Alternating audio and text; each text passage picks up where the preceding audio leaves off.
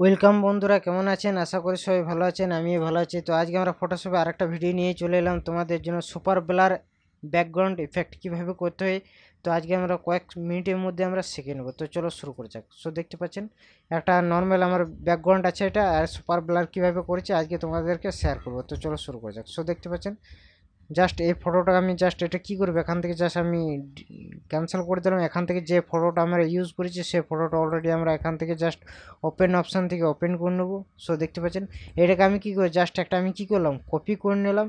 Copy করার পর নিচের যে ইয়েটা আছে সেটা আমি কিন্তু এখান থেকে লক করে দিলাম। লক বলতে এটা আমি বন্ধ করে দিলাম অলরেডি।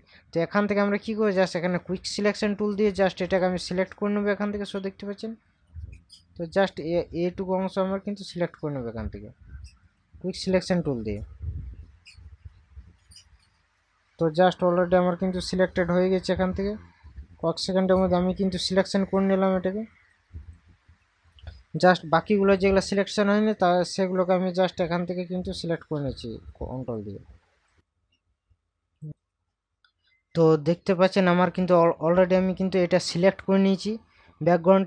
এটা কি করবে, এখান থেকে জাস্ট আমি কন্ট্রোল যে নিয়ে এটা আমি কি করলাম, একটা জাস্ট লেয়ার কপি করে নিলাম এটা সিলেক্ট করার পর এটা। সো দেখতে পাচ্ছেন বাকি একটা ডিলিট করে দিলাম। তো এরপর আমি কি করবো, জাস্ট এটা সিলেক্ট অবস্থায় যেমন ছিল সেরকম করব। আর এটা লক বাটন যেটা আছে সেটা আমি কিন্তু বন্ধ করে দেবো এখান থেকে।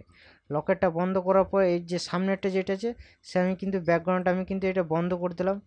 বন্ধ করার পর এটা সিলেক্ট অবস্থা আছে। সিলেক্ট অবস্থায় থাকলে আমি কী করবো, জাস্ট সিলেক্ট অপশানে যাবো। এখান থেকে সিলেক্ট থেকে মডিফাই অপশানে যাবো। এখানে এক্সপান্ড বলে একটা অপশান আছে, এক্সপান্ড অপশানে চলে যাবো। এখান থেকে জাস্ট 50 পিক্সেল আমরা জাস্ট ওকে করে দেবো। এখান থেকে জাস্ট এটা বেড়ে যাবে অলরেডি। তো এখান থেকে আমরা কী করবো, জাস্ট এডিট অপশানে যাবো। এডিট থেকে এখান থেকে কন্টেন্ট অ্যাওয়ে ফিল বলে একটা অপশান আছে, এখান থেকে জাস্ট ক্লিক করবো।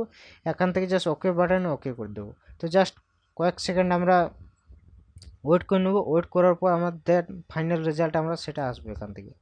সো দেন কিছুক্ষণ আমরা ওয়েট করে নিয়েছি অলরেডি।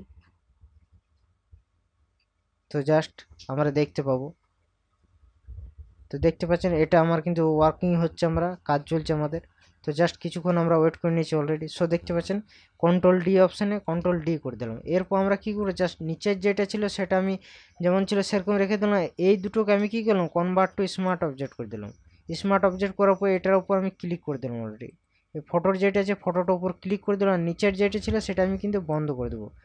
নিচেরটা যেটা ছিল বন্ধ করে দিলাম। আর এখান থেকে কন্ট্রোল টি দিয়ে দেবো। কন্ট্রোল টি দেওয়ার পর আমি এটা ছোটো বড়ো আমি করতে পারি এখান থেকে। জাস্ট নিজের ইচ্ছা মতো কিন্তু ছোটো বড়ো কিন্তু করতে পারি ব্যাকগ্রাউন্ডটা করার পর এটার উপর ক্লিক করব আমরা। ক্লিক করার পর এখান থেকে এখানে ক্লিক করার পর ফিল্টার অপশান যাবো। ফিল্টার থেকে এখান থেকে কী যাবো, এই অপশান যাবো। এটা কী করবো, এখান থেকে রেস্টেরাইজ লেয়ার করে দিলাম। এখানে ফিল্টার অপশান যাবো। ফিল্টার থেকে ব্লার থেকে ঘুষিয়ে ব্লার অপশান চলে যাবো। এখানে 9.4 ওকে করে দিলাম। তো দেন বিফোর অ্যান্ড আফটার এই দুটোকে আমি কী করবো, জাস্ট এই দুটো গ্রুপ করে দিলাম। গ্রুপ করার পর সো দেখতে পাচ্ছেন বিফোর এটা আমার ছিল normal photo and then after. So দেখতে পাচ্ছেন আমি জুম করে দেখিয়ে দিচ্ছি। সো দেখতে পাচ্ছেন কীরকম আমার ডিজাইনটা হয়েছে ব্লার ব্যাকগ্রাউন্ড।